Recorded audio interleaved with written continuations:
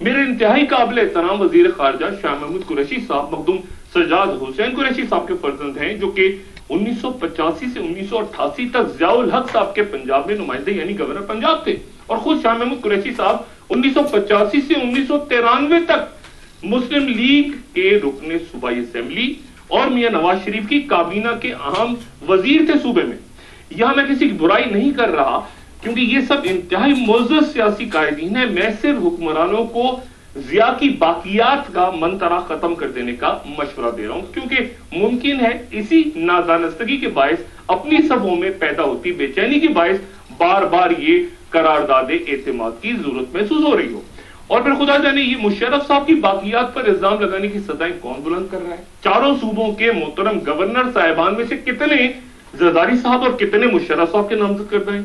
اور وفاقی کابینہ میں میں نہیں جانتا کون مشرف کی باقیات کا تانا سن کے تڑپتا ہوگا۔ انتہائی محترم ہینا ربانی کھر صاحبہ اور پھر 2002 کے انتخابات میں مسلم لیگ قائد اعظم کی ٹکٹ پہ منتخب ہوتی انتہائی قابل عزت ڈاکٹر فردوس عاشق ایوان صاحبہ۔ یہ سب سیاستدان ہے محترم، ہے کسی کی تصدیق مقصد نہیں ہے، میں پھر دوہرا دوں، میں صرف اس باقیات کے نقطے پہ وضاحت کر رہا ہوں کہ ضیاء الحق کی باقیات، مشرف کی باقیات، یہ منترا برائے کرم دہرانا بند کر دیجیے۔ اور پھر سی آئی اے اور جی ایچ کیو والے کمال اصفر صاحب کے کمال کے بیان پر میں کچھ نہیں کہنا چاہتا کیونکہ انہوں نے یہ بیان واپس لے لیا تھا، لیکن اگر وہ اس سازش کے تانے بانے نادیدہ قوتوں کے ساتھ جوڑنا چاہ رہے ہیں تو وہ خود جانے، اور اسٹیبلشمنٹ ان کے صدر اور اسٹیبلشمنٹ، کیونکہ یہ این آر او جسے عوام اور پھر عدلیہ نے سر عام ٹھوکروں سے اڑا دیا ہے، یہ انہی کی قیادت نے اسٹیبلشمنٹ کے موجودہ سربراہ یعنی زرداری صاحب نے اسٹیبلشمنٹ کے سابق سربراہ یعنی مشرف صاحب کے ساتھ کہیں اندھیروں تاریکیوں میں کیا تھا۔ اور معاف کیجئے گا، صلہ انہوں نے نہ صرف 2 سال کے لگ بھگ مطلق العان حکمرانی کی صورت حاصل کیا ہے، بلکہ شاید محترمہ کا مقدمہ قتل بھی اب شاید ان کمزور ترین لمحات میں انہیں کہیں یاد آنے لگے۔ میرے محترم سلمان تاثیر صاحب بھی خوب بولے ہیں، مثلا وہ کہہ گئے ہیں کہ استعفیٰ دینا کیا صرف پیپلز پارٹی ہی کی قسمت میں ہے، ہم کیوں استعفیٰ دیں؟ اور میرا ذہن ساتھ نہیں دے رہا کہ پیپلز پارٹی کی تاریخ میں اب تک کون سا استعفیٰ ہے جس کا ذکر تاثیر صاحب کر رہے ہیں، کیونکہ بھٹو صاحب کو تو پھانسی لگی تھی، محترمہ کی دونوں حکومتیں برطرف کر دی گئی تھی۔ ہاں، میاں نواز شریف صاحب سے جنرل کاکڑ نے غلام اسحاق خان کی طرح استعفیٰ ضرور لیا تھا۔ پھر وہ زرداری صاحب کو 2018 تک اقتدار میں رہنے کی دعا دے رہے ہیں، اللہ رحم کرے، کیونکہ مشرف صاحب کے نامزد کردہ گورنر سلمان تاثیر صاحب مشرف صاحب کو بھی 20 سال صدر رہنے کی خوشخبریاں سنایا کرتے تھے۔ مشرف صاحب تو چلے گئے، تاثیر صاحب موجود ہیں، اور میں نہیں جانتا کہ کچھ عرصے بعد وہ کس کے درازیے اقتدار کی منتیں مانگ رہے ہوں گے۔ یہ ضیاء اور مشرف کی باقیات نے عجب کھپ ڈال رکھی ہے، اور مصیبت یہ ہے کہ رحمان ملک صاحب سے بھی اس معاملے کا حل نہیں پوچھا جا سکتا، کیونکہ پھر یہ تنازع چھڑ جائے گا کہ انہوں نے کس کے دور میں کس کی سفارش میں سرکاری ملازمت حاصل کی تھی۔ کچھ عرصے پہلے میں نے خوف کے عالم میں یہ کہا تھا کہ این آر او دفن ہونے کے بعد ایک آصف بن کے ہماری سیاست سے چمٹنے جا رہا ہے، اور ہمارے محبوب سلمان تاثیر صاحب نے جو کہ بلحاظ عہدہ زرداری صاحب کے براہ راست نمائندے بھی ہیں، ان کا کہنا یہ بھی ہے کہ استعفیٰ تو چیف جسٹس صاحب سے بھی الزامات کے بعد مانگا گیا تھا، انہوں نے تو نہیں دیا تھا، ہم کیوں دیں؟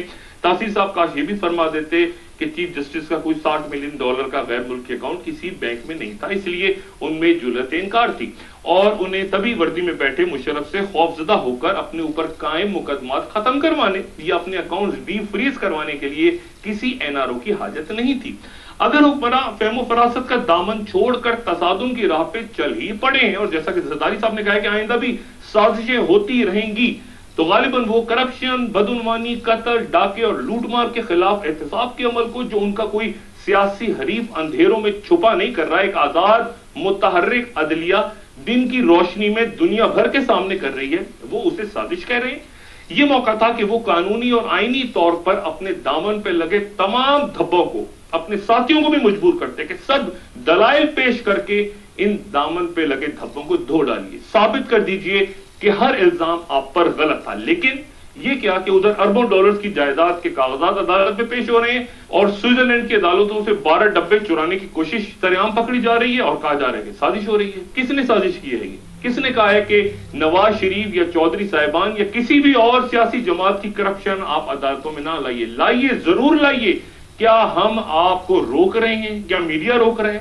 یہاں تو این آر او زیر بحث تھا. جو مقدمات قائم ہیں انہیں چلائیے، مزید قائم کیجیے، انصاف کیجیے. قوم تو اس بات پہ نالا ہے کہ جو مقدمات موجود تھے، جو الزامات ثابت ہو چکے تھے، آپ نے انہیں ختم کروا دیا. یہ تھا این آر او. آپ مزید احتساب کیجیے. کسی بھی قائد کا کسی کو کوئی اعتراض نہیں ہوگا، شاید آپ سمجھ نہیں پائے. اور بھٹو صاحب کی پھانسی کو آپ سوئس اکاؤنٹ پہ موجود اربوں ڈالرز کے الزامات سے تشبیہ دے رہے ہیں. آپ فرما رہے ہیں کہ یہ سیاسی مقدمات تھے، کسی نے پتھراؤ کیا یا نہیں، یا کسی نے بس جلائی یا نہیں، یا کسی نے ملک دشمنی کی تقریر کی یا نہیں. یہ تو سیاسی مقدمات ہو سکتے ہیں. آپ کے اکاؤنٹ میں $60 ملین صرف ایک اکاؤنٹ میں موجود ہوں اور پکڑے جائیں اور کوئی جواب آپ کے پاس نہ ہو کہ یہ رقم کہاں سے آئی، تو کیا یہ سیاسی مقدمہ ہوگا؟